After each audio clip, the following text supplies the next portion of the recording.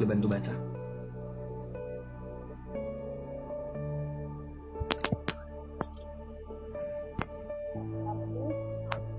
Markus 1 Markus 1 ayat 9 sampai 10. Markus 1 ayat 9 sampai 10. Dengan judul Yesus dibaptis Yohanes. Pada waktu itu datanglah Yesus dari Nazaret di tanah Galilea, dan ia dibaptis di sungai Yordan oleh Yohanes. Pada saat ia keluar dari air, ia melihat langit terkoyak dan roh seperti burung merpati turun ke atasnya. Ya, thank you. Nah, segera sesudah keluar dari air, baptisan atau baptiso itu adalah proses ditenggelamkan, teman-teman.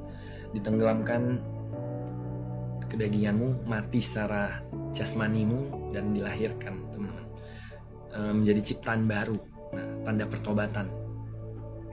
Dan ya, kalau Yesus Kristus saja sudah memberikan teladan, dia yang Tuhan menghambakan dirinya menjadi manusia, dia juga dibaptis, teman-teman, dan dia juga dibaptis Roh Kudus.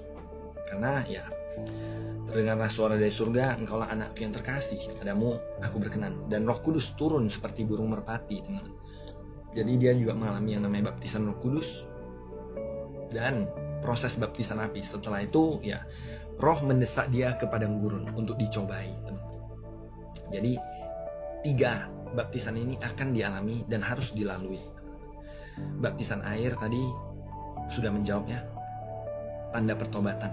Jadi kalau misalnya masih anak-anak, itu bukan baptisan, itu adalah penyerahan anak.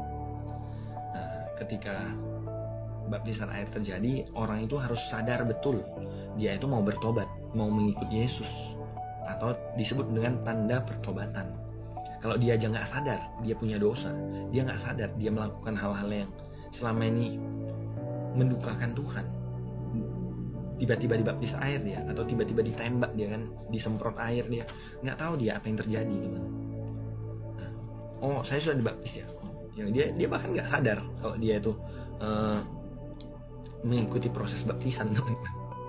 Ya, jadi orang itu harus sadar betul dia mau memilih meninggalkan cara hidupnya yang lama dan mengikut Tuhan. Nah, itu baru tanda pertobatan. Jadi untuk itu sih jelas sih sebenarnya ya. Jadi kalau apakah perlu, ya hati nurani mulai akan menjawab, apakah engkau perlu sebagai tanda pertobatan tadi untuk dibaptis selam atau tidak, ya kembali ke engkau sendiri, teman-teman. Nah, jadi kalau misalnya engkau merasa dan engkau tahu engkau selama ini belum dibaptis selam, engkau mungkin kecil pernah dibaptis, engkau mungkin pernah dipercik atau pernah disemprot atau apapun lah itu, teman-teman. Nah, engkau sadar engkau tidak mengikuti teladan yang ada di firman Tuhan, ya berilah dirimu dibaptis, kata firman Tuhan. Ya, baptisan Roh Kudus, tanda yang menerima karunia Roh Kudus. Ya, terima kasih. Betul.